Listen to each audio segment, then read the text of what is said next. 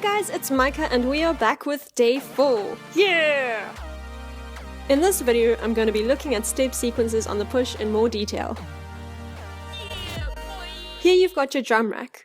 The step sequencer is the empty patch above the drum pads. If you hit note on the push, you get the drum pad with the velocity select on the right, which also has a step sequencer above it.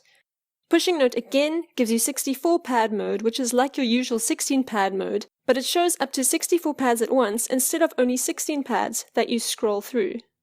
I'm toggling through my tracks in my Ableton Live set with the left and right arrows, and I've moved to the melodic pad on the push that's linked to my grand piano instrument.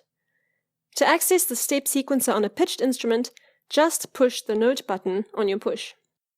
Pushing the note button on instrument tracks toggles between this melodic pad and the step sequencer. So, a step sequencer is essentially this MIDI thing inside Ableton that subdivides clips into specific note values and allows you to paint notes in the grid.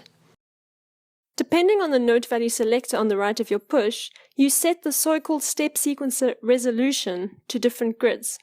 Right now, each pad in the step sequencer represents a quarter note, and if I push the 8th note here, they all represent 8th notes. It's kind of like the grid setting in your clip view on a MIDI track. You change the grid and you either get additional lines in clip view or less, like in this case. So what that means now is that every note I put here, 1, 2, 3, 4, so 8 down here, there will be 8 quarter notes. So this line at the bottom will represent 2 whole bars. And the moving green line represents the play position in the clip. I can input notes by pushing on the unlit ones, and these all represents different notes, as on the instrument pad. The dim dark blue line at the bottom represents the root of the scale. On day 6 and 7, we will look at the melodic push pad in more detail and talk more about this. By the way, if you want to change your default metronome like I have, you can do so. I've linked you to the video of that in the description. So with regards to putting notes in the step sequencer, it's just like you're drawing notes inside your MIDI clip in Ableton, although here, instead of using the pencil tool, you're using your fingers. If you want to change or delete a note, just tap the note again. Just like we did yesterday with the drum pads, you can also change your clip loop length here, holding the first pad and tapping the last pad you want in your clip length. Alright, now there's a bit of a problem. It's possible for you to make your clip so long that you can't access the next bit on the push because there aren't enough pads. I've asked in forums and tried many things, but I haven't received any answers or found any solutions. So if you have the answer, please let me know in the comments. But yeah, just beware of the length limit. When you make melodic clips, there isn't a limit to how long you can make it, but just how long a clip can be for it to be editable on the push. So now let's go back to my drum rack.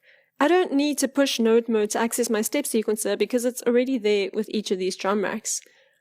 Although we did have to do that when we were using a pitched instrument.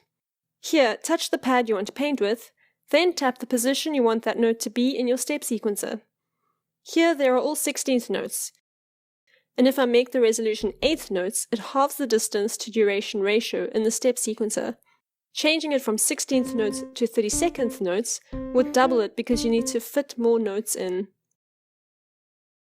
And the colors change here to show you which pad is the chosen one.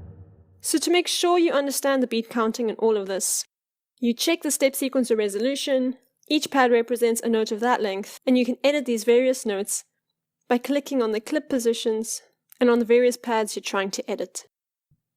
And to see your notes in the sequencer for a particular sample, tap the respective pad and you'll see all the notes on the various lines.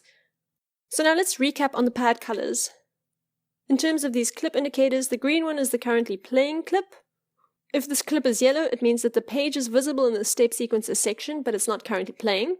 And if it's white, it means that this page is within the loop, but it's not currently visible in the step sequencer section. And if it's empty, it just means this page is outside of the loop. And tomorrow on day 5, I'll be talking about quantizing, and then we're going to go on to melodies and harmonies. Shout out below if you have any questions. Otherwise, that's it from me and the gang. See you tomorrow as we tackle all the different quantize options through the push.